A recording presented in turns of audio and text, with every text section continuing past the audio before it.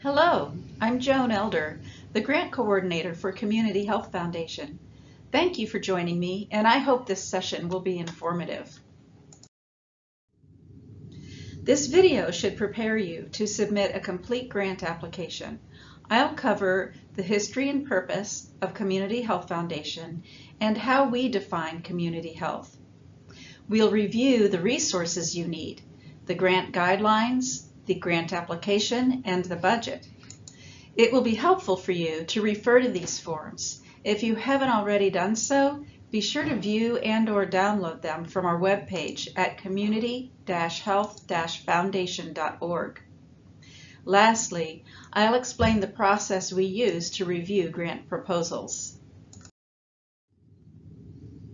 So what is Community Health Foundation? We are the surviving entity of the Community Hospital Health System in Springfield, Ohio. Our purpose is to represent local interests to the regional health system and to provide services for medical procedures and treatments not permitted by the ethical and religious directives of the Catholic health system. CHF is a corporate member of the local Mercy Health System, a parent company and 50% owner. We serve health-related interests in Clark and Champaign counties, Ohio. Our mission identifies grant making as a way to make a difference in our community's health and well-being. We rely on nonprofits like yours to help advance our mission for wellness in the community. To qualify for a grant, your organization must first meet these basic requirements: be a nonprofit, conduct business without discrimination, serve residents in Clark and/or Champaign County, Ohio, and support health and wellness for our residents. We view health through a broad lens. That means that we understand that health services are necessary but not sufficient to support wellness for everyone. In this graph, you can see that health outcomes are influenced by many systems, 80% of which are outside of the clinical setting.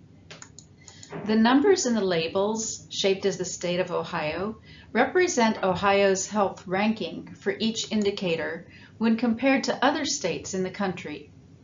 Unfortunately, we are near the bottom of the ranking for physical, environment, and public health and prevention. Our grant priorities are guided by the community health assessments of the two counties we serve, Champaign and Clark. The most recent community health assessments were completed in 2019 with the Health Improvement Plan introduced in 2021. This slide and the next give an overview of the two counties' health assessments. Both counties identified priority areas related to mental health and substance use, chronic disease prevention and management, and maternal, infant, and child health. The full plans are available on the Publications tab of our website. As indicated by the green health equity section on each of these charts, we are concerned about everyone having a fair and just opportunity to be as healthy as possible.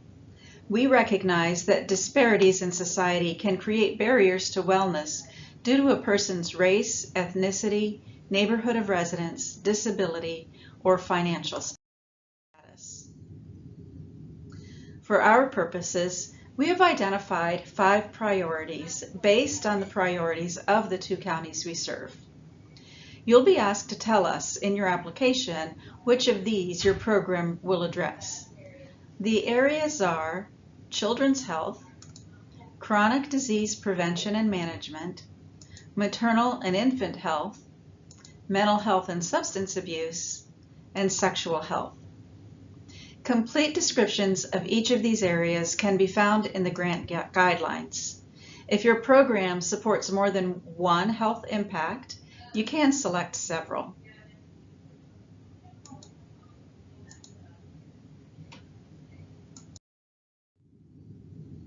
We think of DEI as an important way to improve health outcomes for our entire community.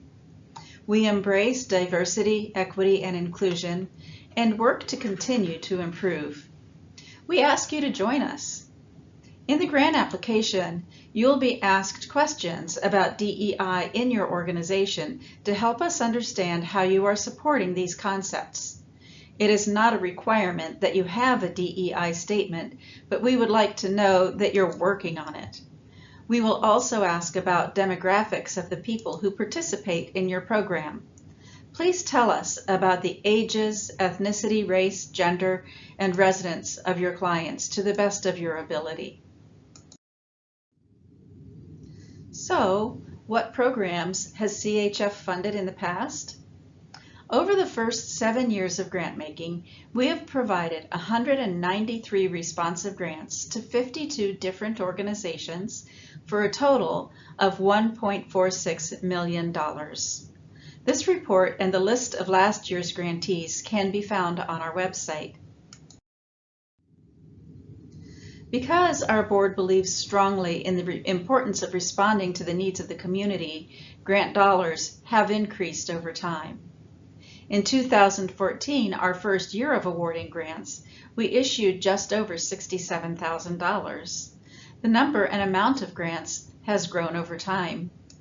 In addition, during fiscal year 2021, we granted an additional $430,000 in pandemic and emergency grants, $50,000 to dental health, and $20,000 in mini grants.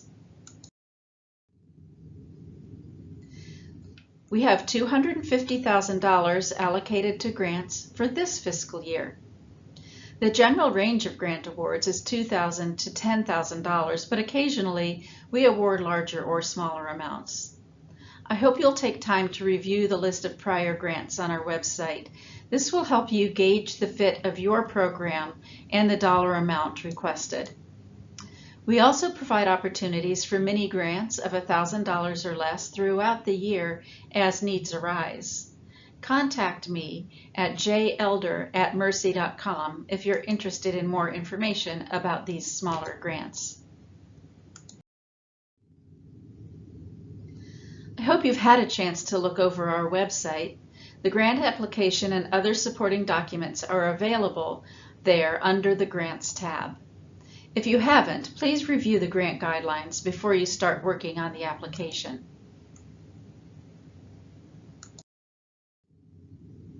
These are the documents on our website which you'll need to complete your application. The grant guidelines give clear instructions about our expectations. Let's review the application and budget.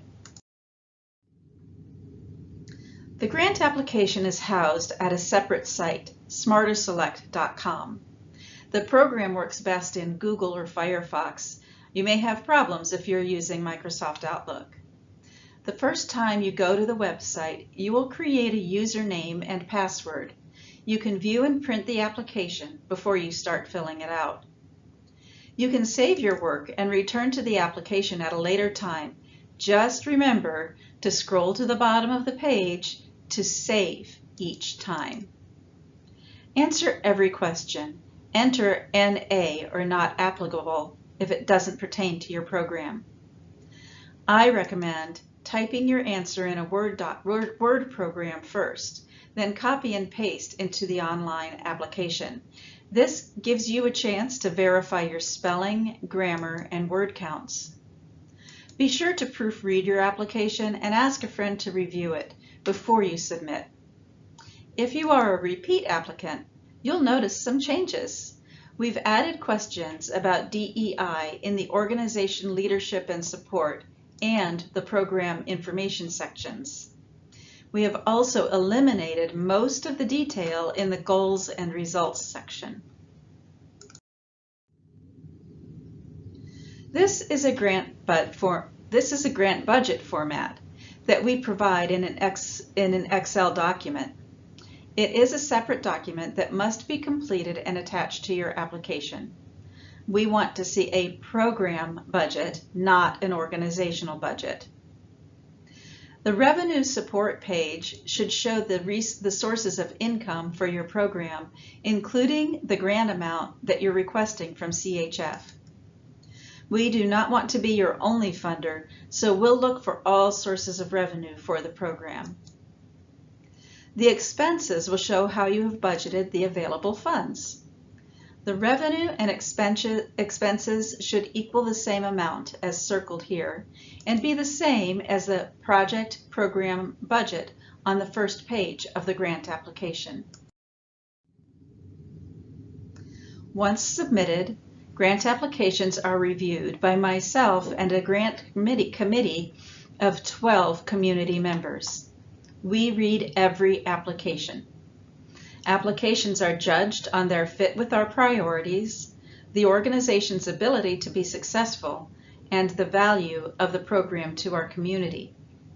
We prefer to fund programs that are evidence-based, effective, or promising. We are not likely to fund startup organizations or brand new unproven programming. We are restricted in the number and amount of grants by the dollar amount available for the funding cycle. The committee has to make hard choices. An application could be fully funded, partially funded, or declined. Grant letters will go out to inform every applicant of our decision. If you want feedback on your application, contact me after receiving your letter. If you are awarded a grant, there are reporting requirements during the year. Most grants require an interim report on January 14th, and all must submit a final report by July 29th. If these reporting requirements aren't met, you may not be eligible for grants in future years. During a grant year, you can expect a request for a site visit or a meeting to discuss the progress of your program. We don't require a letter of intent. The completed grant application is due by the end of the day on January 29th, 2022. 28th, 2022. After submitting your grant, you probably won't hear from us for 3 months. After review, the committee's recommendations are sent to the board for approval during their April meeting.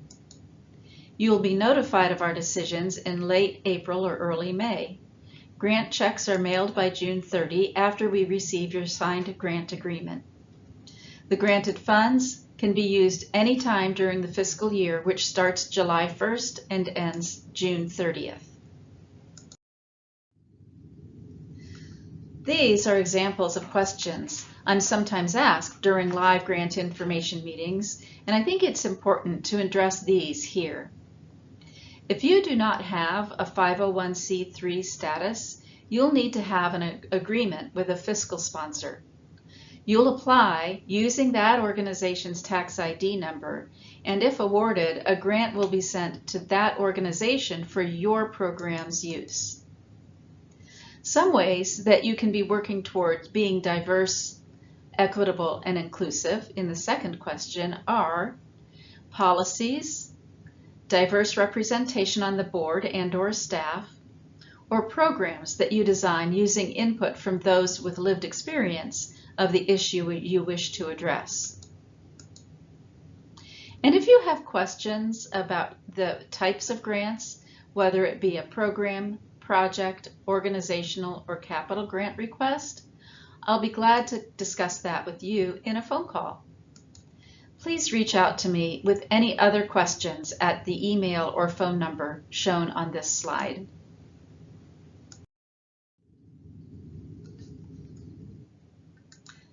So be aware that the grant deadline is Friday, January 28th, 2022 by 5 p.m. Late applications will not be accepted. Thank you so much for your attention. Good luck on your grant application, and don't hesitate to reach out to me with any questions you might have. Thank you, and bye.